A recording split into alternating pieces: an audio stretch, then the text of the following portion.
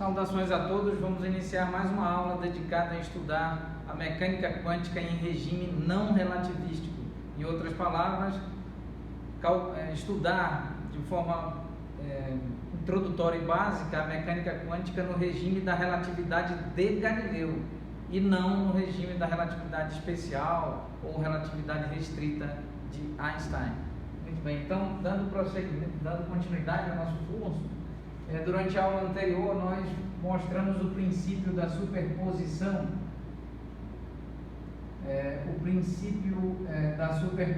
aplicado às funções de onda, e recordando que a mecânica quântica inicialmente fundamenta-se pelo postulado de de Broglie, pelo postulado de Planck, a ideia com base no postulado de Planck de que a energia pode ser considerada não de forma contínua, tal como é entendida e tratada no âmbito da mecânica clássica, do eletromagnetismo clássico, mas sim uma outra abordagem fundamentada na discretização da energia em termos da frequência e aí com a constante de acoplamento denominada constante de Planck. Então, os estados quânticos estão associados a níveis de energia quântico, e esses níveis de energia são quantizados, ainda são discretizados, por assim dizer, expressos em um espaço discreto e não mais em um espaço contínuo. O postulado de Planck, de Broglie, associa, entende que se a onda eletromagnética pode se comportar como partícula, por que não?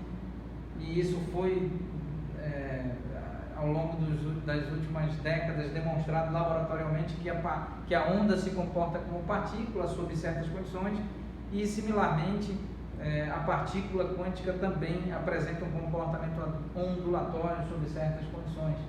E então, esse comportamento da partícula quântica, da estrutura quântica, é descrito por uma função de onda, onde a função de onda congrega e contempla, por assim dizer, todos os estados factíveis, possíveis e estados observáveis do ponto de vista experimental, laboratorial, inclusive fenomenológico, da estrutura quântica, do sistema quântico, e então todas as informações, por assim dizer, acessíveis a esse sistema, a esse tal sistema quântico, sistema físico quântico, estão, por assim dizer, vinculadas ou contempladas pela função de onda, e a função de onda inclusive obedece ao princípio da superposição. Nós mostramos durante a aula anterior e agora vamos apresentar rapidamente. Então, nós mostramos durante a aula anterior que a função de onda total, no caso de coordenadas espaciais x, y, z e coordenada temporal t, é igual à superposição de onda, então aqui expressa com o subíndice I, somatório do subíndice I variando de 1 até N maiúsculo, de AI, psi, I de x, y, z e t, considerando 3 dimensões espaciais, e o parâmetro de evolução temporal t. Então, dentro do contexto da relatividade de Galileu. Então, nós mostramos durante a última aula. Agora vamos apresentar muito rapidamente um resumo sobre os conceitos, um resumo inicial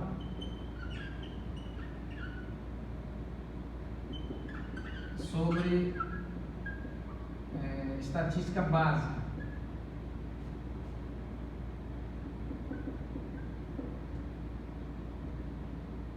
Muito rapidamente, ao longo do curso nós falaremos e também ao longo dos cursos que são ministrados concomitantemente a esse, aqui no âmbito do Instituto Federal do Pará, Campus Santarém, nós temos inclusive um mini curso, uma outra playlist dedicada a estudar probabilidade e estatística. Lá nós estudaremos os conceitos sobre probabilidade, estatística descritiva, estatística inferencial, a estatística paramétrica e não paramétrica. Então, aqui nós vamos apresentar rapidamente alguns conceitos que serão úteis para essa fase inicial do estudo de mecânica quântica em regime não relativístico. Muito bem. Então, aqui, muito rapidamente, vamos considerar um sistema discreto.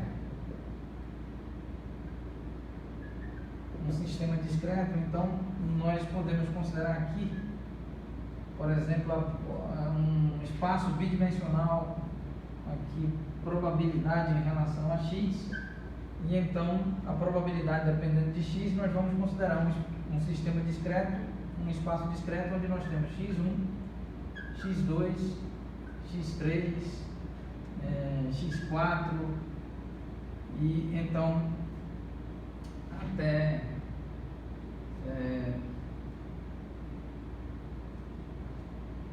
x4 até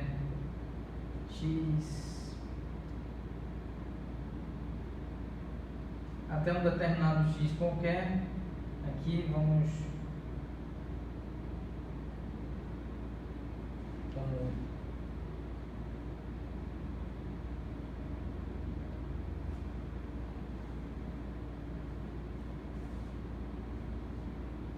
até um determinado xi qualquer aqui.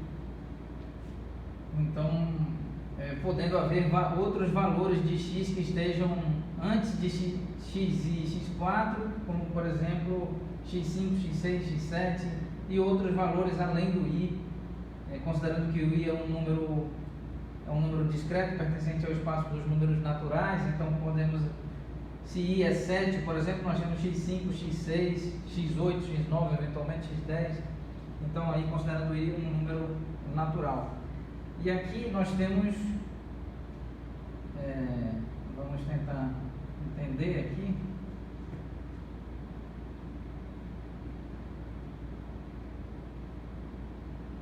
Por exemplo, no eixo da probabilidade, uma determinada probabilidade para x1, uma determinada probabilidade para x2, uma determinada probabilidade para x3, uma determinada probabilidade para x4, uma determinada probabilidade para x5. Então aqui nós temos probabilidade de x1, probabilidade de x5, probabilidade de x4, aqui probabilidade de x2, probabilidade de x3, aqui x5 não, xi. Então assim nós podemos informar as probabilidades aqui no eixo vertical. Então aqui nós podemos entender assim: a probabilidade de xi é indicada aqui por ni dividido por n maiúsculo, onde ni é o número de vezes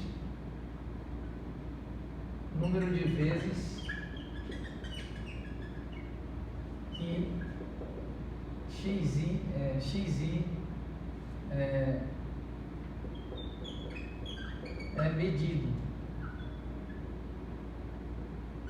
é medido ou aferido em um trabalho experimental.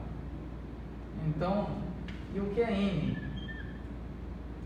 N é equivalente a,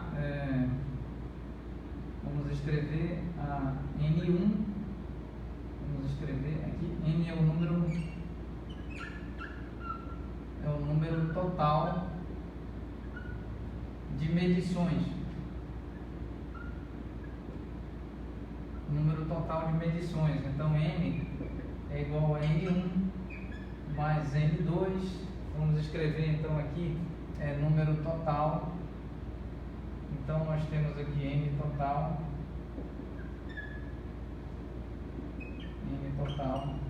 Então nós temos N1 mais N2 mais N3 mais N4 mais NI mais até um N. Qual é o N aqui? Vamos escolher uma nomenclatura.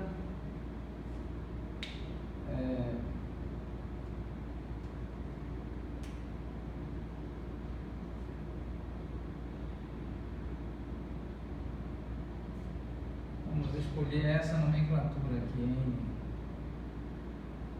maiúsculo, para não confundir com N subíndice total. Então, aqui nós podemos escrever o N total como somatório em I. Não vamos escolher K. Então, em I variando de 1 até K, de N subíndice I. E o que é o K? O K, então, pode ser entendido como o número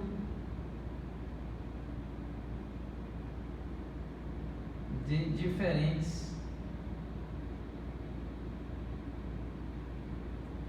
medidas. Então, nós podemos entender esse K como um número de diferentes medidas. Por exemplo, medida x1 diferente da medida x2, que é diferente da medida x3, que é diferente da medida x4, que é diferente da medida xi. E aqui nós podemos estender aqui até xk, onde K trata-se da última medida. Da última medida exatamente, então poderemos associar aqui probabilidade de xk, por exemplo. Então, mais uma vez, então essa é a probabilidade. Agora nós vamos somar todas as probabilidades.